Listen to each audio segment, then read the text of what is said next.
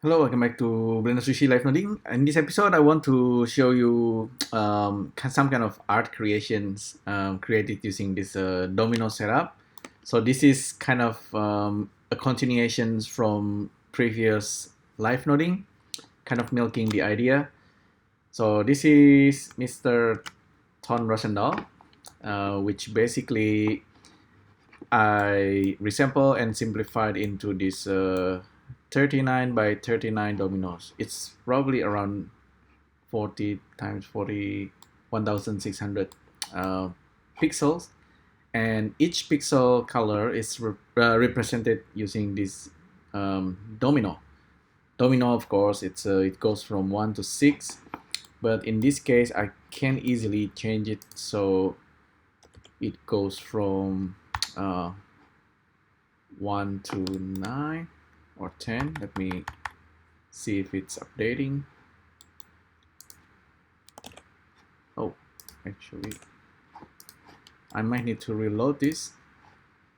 So this is while it's loading. Currently, this setup is slightly slow. The image decompose. This node is actually doing a lot of processing.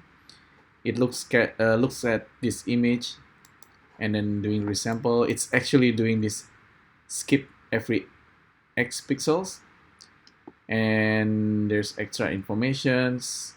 This dimensions is, it says 800 by 800. Okay, it's apparently double the pixel. But so what's really going on here? It's basically a very basic setup. It's a classic setup. If it's by machine learning and neural network, you can do something like this. This is actually a little bit more advanced version. This is like the old school way of doing the same thing. Okay, so it's resampling this image. It's basically getting the value of each pixel or quantized pixel, depending on how you transfer the value or how you sample it. So this node, of course, this is fetch of nodes. This one is grabbing the color RGB, and then here I'm getting the grayscale average value from this image. And it's not and anyway, here I have this map range that's kind of resembling the value or remapping the value. So originally we have grayscale value probably between 0 and 1, somewhere around there. And so I have this old minimum and maximum of the value, and I have new minimum and maximum. I have 0 to 9. I just change it from 0 to 6. So now we actually should have, oops. We should have dominoes with higher values like 6 or 7 or 9, but I lied maybe because we don't see the number that's higher than 6. I wonder why. I'm pretty sure I set it up properly. But anyway, this value that's I grab by resampling the original grayscale color goes into this domino face. You have seen this one from previous video. What's different here is that I'm separating the domino, the dots and the background. So I can have just the dots or just the background. So I have two materials for those mesh. And I can easily export this out as augmented reality, AR. Inside the domino face, if we have a look, it's basically what we have in my previous video. So this is the value coming in. It can be between either 0, 1, 2, 3, 4, 5, 6, 7, 8, 9, and each one will grab the domino face. So here I have 1, 2, 3, 4, 5, 6, 7, 8, 9 dots. Normal domino will go from 1 to 6 only. And by selecting that, it will generate the domino face basically. Or I keep saying domino, it's actually like a dice, more like a dice. And in this case, my domino setup is really just a single face. And a different setup actually can make a proper dice. So it has 6 faces, and then you kind of rotate the dice based on the value. So you kind of converting one data into another data. So hopefully this is quite easy to understand. You can do this differently, I know. You can, for example, use 6 different frames from animated GIF, and then from those animated GIF you pick a face or pick a frame based on the value that you resample from a pixel or a color value. So yeah, I've been doing this a couple of times. I think the more I do it, I understand it a little bit better myself. Yeah, here I'm kind of wondering why it's not changing this value. I should have the domino face that's higher than 6 dots. So 5, we have 5, 6 maximum. Yeah, it seems like the maximum one is only 6 dice.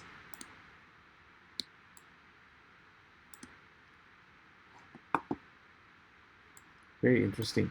But okay, this is the monad, by the way. This one is doing the factorize and split the value. So instead of just a single dice, this generate the variations. It's quite amazing actually that we are able to do this using just the Sverchok nodes.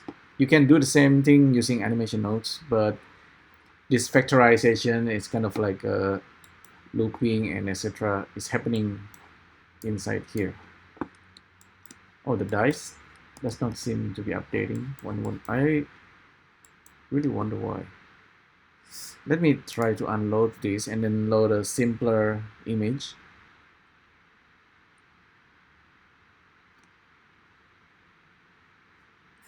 Let's grab Blender logo. Blender logo 400 by Blender logo is actually only have 2 values, and let me try to skip the value and then load it. Oh yeah, by the way, there you could set this up in a different way. So this should work like in almost like in real time. In this case, it's not really real time,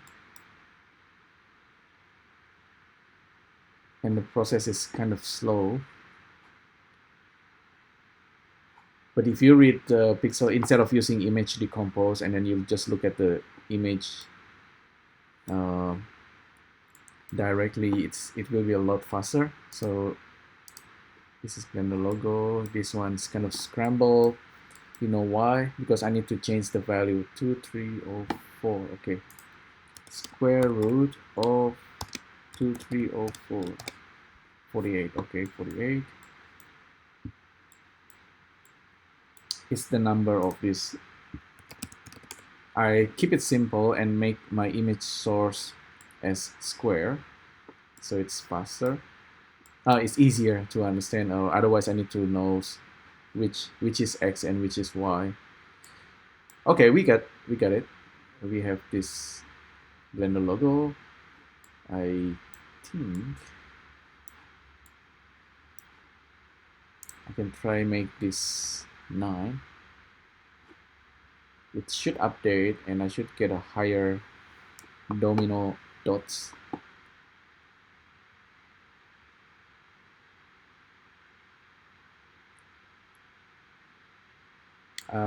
Yep, I get 7 dots.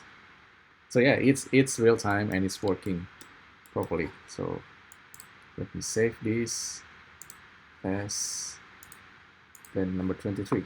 So yeah, it's that simple. If in the future, in the near future, if we can do like a faster calculations, we can perhaps do like a machine learning kind of thing. This day, if you can actually use your iPhone and iPad and then use the machine learning to calculate the value and then pass the value into Blender. It's really possible, and it's almost like real time. It's just like no one else is doing it. But you can also do it using OpenCV. OpenCV machine learning, you kind of tell, okay, if this area, for example, this tiger, okay, this is the original photo, right? And this is the one, this is the style. What the machine learning or neural network should do is try to find a kind of like a matching shape and then replace it with this image. That's how I simplified the process. But anyway, yeah, thanks again for tuning in, and hopefully this is useful. Let me know what you think, and I'll see you next time. Thank you. Bye.